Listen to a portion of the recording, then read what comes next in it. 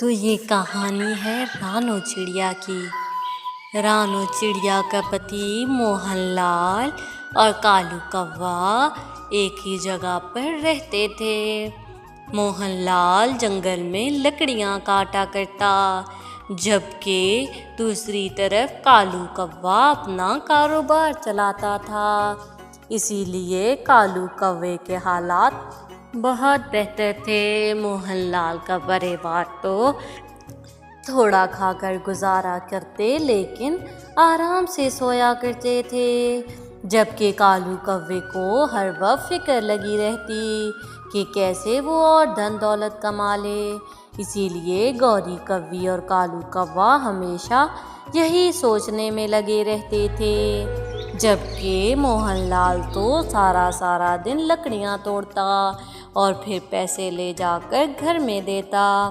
यूं ही कुछ दिन गुजर जाते हैं। एक दिन मोहनलाल अपनी लकड़ियाँ तोड़ रहा था कि उसका पैर फिसल जाता है और वो ज़मीन पर धड़ाम से गिर जाता है, जिसकी वजह से उसे बहुत गहरी चोटें आती हैं। यूं ही उसकी पत्नी जल्दी से वैद्य जी को बुलाती है।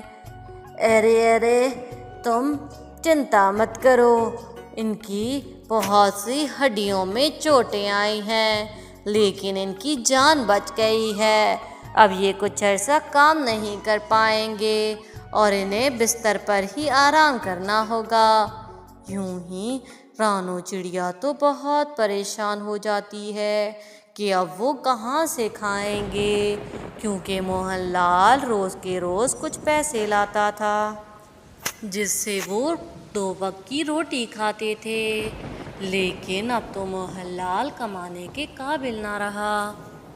यूं ही रानो की बेटी एक दिन उससे कहती है, अरे माँ, तुम परेशान मत हो, मैं कल बाबा की जगह जंगल जाऊंगी और जाकर कुछ लकड़ियाँ ले आऊंगी। अरे नहीं मेरी बेटी, अगर तुम वहाँ जाओगी तो कैसे लकड़ियाँ तोड़ोगी? अभी तो तुम छोटी सी हो। मैं जाऊंगी और जाकर लकड़ियाँ तोड़ लाऊंगी। अरे माँ, अगर तुम वहाँ जाओगी तो बाबा का ख्याल कौन रखेगा? अरे मेरी बेटी, खाने को तो आज भी कुछ नहीं है।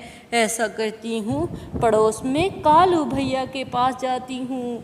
उनको तो ऊपर वाले ने इतना कुछ दिया है, वो एक दिन के लिए तो हमें खाने को दे देंगे। कल हम कुछ ना कुछ ज़रूर कर लेंगे। यूं ही रानो तेज़ बारिश में।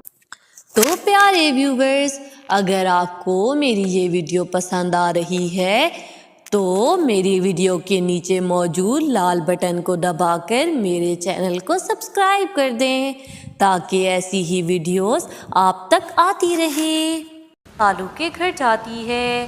अरे कालू भैया, हमारी थोड़ी सी मदद कर दीजिए। आप तो जानते हैं कि मोहन के साथ क्या हुआ है। हमें बस आज रात का खाना दे दीजिए, मोहन को खिलाकर दवा देनी है। हम कल अपना बंदोबस्त कर लेंगे।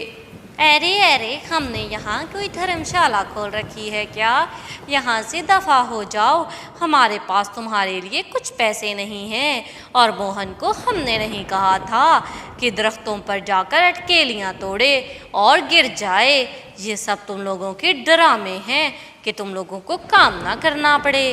यूं ही वो दोनों तो उसे धुतकार कर घर भेज देते हैं। वो तीनों तो रात भूखे गुजारते हैं। सुबह हो गई थी।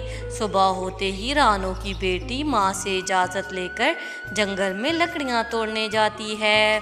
उसे एक छोटा सा पौधा नज़र आता है। अरे मैं तुम्हें काट लेती, लेकिन अभी तो तुम बहुत छोटे से हो। मेरे काटने से तुम्हारी टहनियाँ टूट जाएंगी और फिर शायद तुम कभी बड़े ना हो सको। अरे तुम्हें हमारा कितना ख्याल है छोटी चिड़िया। अरे आप बोल कैसे सकते हो? अरे चिड़िया, हम में भी प्राण होते हैं। हम भी तुम लोगों की तरह सुन बोल सकते हैं। तुम फिक्र मत करो, तुम बहुत अच्छी चिड़िया हो। मैं अगर तुम्हारे काम आ सकता हूँ तो तुम मेरे से थोड़ी सी लकड़ियाँ तोड़ लो। अरे अरे नहीं, जंगल तो दरख्तों से भरा पड़ा है, मैं आपकी लकड़ियाँ नहीं तोड़ूंगी। मैं आपकी जान तो खतरे में नहीं डाल सकती, मैं किसी बड़े पेड़ की लकड़ियाँ तोड़ लूँगी। यूं ही रानू की बेटी वहाँ से चली जाती है और जाकर एक बड़े से दरख्त के आगे खड़ी हो जाती है। अरे अरे, ये ठीक है, ये एक बड़ा पेड़ है, इससे कुछ लकड़ियाँ तोड़ लेती हूँ। यूं ही वो जैसे ही तोड़ने के लिए आगे बढ़ती है तो वो सोचती है, अरे अरे, ये पेड़ तो बूढ़ा लगता है और बूढ़े पेड़ की लकड़ियाँ तोड़कर मैं इसे तकलीफ कैसे दे सकती हूँ। असल में तो रानू की बेटी बहुत रहमदिल थी, वो किसी को भी तकलीफ पहुँचा नहीं सकती थी। वो ये बातें कर रही थी कि इतने में वो बूढ़ा पेड़ बोल पड़ता है, हो बेटी, कोई बात नहीं, यहाँ पर दिन में कितने ही पक्षी आते हैं और कितने ही दरख्तों को मौत की नींद सुला देते हैं। हमारे बारे में कोई नहीं सोचता, तुम अगर हमारे बारे में सोचोगी तो भूखी मर जाओगी। अरे अरे, वो तो आप ठीक कह रहे हैं, लेकिन मेरा मन नहीं मानता कि मैं आपके पत्ते तोड़ूं और आपकी लकड़ियां काटूं। आप तो अब बूढ़े हो चुके हैं, मैं आपको तकलीफ कैसे दे सकती हूँ। यूं ही रानू की बेटी वहाँ से आ जाती है। वो जिस पेड़ के पास भी जाती उसे उस पर दया आ जाती और वो उसे ना काटती। यूं ही रानू की बेटी शाम होते ही घर लौट आती है। उसका मुंह लटका हुआ था। उसकी माँ कहती है, अरे अरे बेटी, लगता है तुम आज भी एक भी लकड़ी नहीं लाई। अगर ऐसा ही चलता रहा तो तुम्हारा बाप मर जाएगा। यूं ही रानू की बेटी उसे सारी बात बताती है। अरे बेटी, दया तो वो करता है जो खुद बहुत अमीर हो। तुम बताओ, अगर हम लकड़ियाँ नहीं तोड़ेंगे तो कहाँ से खाएंगे। हमारे पड़ोसी दिन में 10-10 खाने खाते हैं, लेकिन जब उनसे मदद मांगी तो उन्होंने एक वक्त का खाना तक नहीं दिया। ये दुनिया किसी पर रहम नहीं करती। अरे अरे माँ, अगर दुनिया रहम नहीं करती तो हम भी नहीं करें क्या। अगर हम भी ऐसे ही हो जाएंगे तो जालिमों में और हम में क्या फ़र्क रह जाएगा। रहम दिली दिल में होना बहुत अच्छी बात है। यूं ही वो तीनों तो आज फिर भूखे सो जाते हैं। यूं ही सुबह हो गई थी। अरे अरे माँ, आज मैं ज़रूर लकड़ियाँ ले आऊँगी, तुम चिंता मत करो। यूं ही रानू की बेटी जंगल की तरफ निकल जाती है, लेकिन वो जिस पेड़ के पास भी जाती उसे दया आ जाती। यूं ही उस बूढ़े पेड़ के पास जाती है। अरे अरे, मैं कैसे आपकी लकड़ियाँ तोड़ लूँ। आप एक बूढ़े पेड़ हैं, लेकिन अगर आपकी लकड़ियाँ नहीं तोड़ूंगी तो मेरे बाबा भूख से मर जाएंगे। माँ भी 2 दिन की भूखी है। अरे अरे, कोई बात नहीं बेटी, मैं एक जादुई पेड़ हूँ, तुम चिंता मत करो। मैंने तुम जैसी दयालु चिड़िया अपनी पूरी ज़िंदगी में नहीं देखी। मैं तुम्हारी सारी समस्याएं हल कर दूंगा। तुम ऐसा करो, मेरे पीछे पीछे एक मंत्र पढ़ो और तुम्हें उससे बहुत धन दौलत मिलेगा। बड़ी सी धरती में गिद्ध का अंडा, खुल जा सिम सिम, खुल जा सिम सिम। बड़ी सी धरती में गिद्ध का अंडा, खुल जा सिम सिम, खुल जा सिम सिम।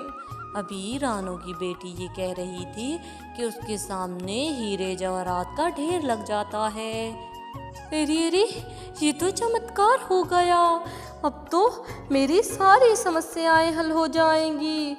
अरे अरे बेटी, तुम जितना धन दौलत चाहती हो ले जाओ और कुशल मंगल जिंदगी गुजारो। यूं ही रानू की बेटी आगे बढ़कर सिर्फ 3 हीरे उठाती है।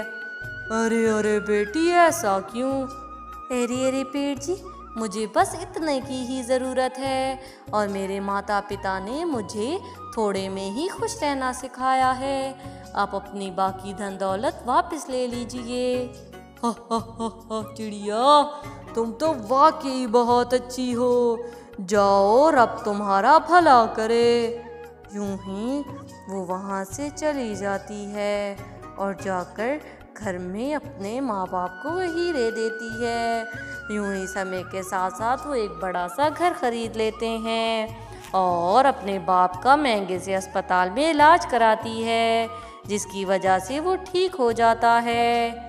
यूं ही कालू कव्वे और उसकी पत्नी से ये सारी बातें हजम नहीं होती और कालू कव्वा उनके घर जाता है। अरे अरे मोहनलाल, तुम अमीर कैसे हो गए? अरे अरे, ये तो ऊपर वाले की देन है।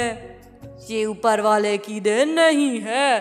अगर तुम लोगों ने ना बताया कि कैसे अमीर हुए हो तो मैं पुलिस को बता दूंगा। जब कालू कव्वा ये कहता है तो रानू की बेटी डर कर उसे बता देती है कि उसने ऐसे ऐसे उस पेड़ से मदद ली थी। कालू कव्वा तो उड़कर सीधा उस पेड़ के पास जाता है और वही मंत्र पढ़ता है। बड़ी सी धरती में गिद्ध का अंडा, खोल जा सिम सिम, खोल जा सिम सिम। यूं ही वो मंत्र पढ़ता जाता है तो सोने की अशरफियाँ उसके सामने आ जाती हैं। जैसे ही कालू कव्वा उन्हें हाथ लगाने के लिए आगे बढ़ता है, वो सारी अशरफियाँ तो कीड़ों में बदल जाती हैं और वो कीड़े कालू कव्वे को काटने लगते हैं और कालू कव्वे को कीड़े काट काट कर उसे लाल कर देते हैं। अरे अरे, तुमने क्या समझा था ये धन दौलत हर किसी के लिए है? नहीं नहीं, वो चिड़िया तो बहुत अच्छी थी, उसे उसकी नीयत का सिला मिला। ये धन दौलत तुम जैसे लालचियों के लिए नहीं है। कालू कव्वा तो बड़ी मुश्किल से वहाँ से अपनी जान बचा कर आता है और फिर सारी ज़िंदगी डरते गुजारता है। तो प्यारे व्यूवर्स, अगर आपको मेरी ये कहानी पसंद आई हो तो प्लीज़ मेरे चैनल को सब्सक्राइब कर दें और इस वीडियो को लाइक करना ना भूलिएगा।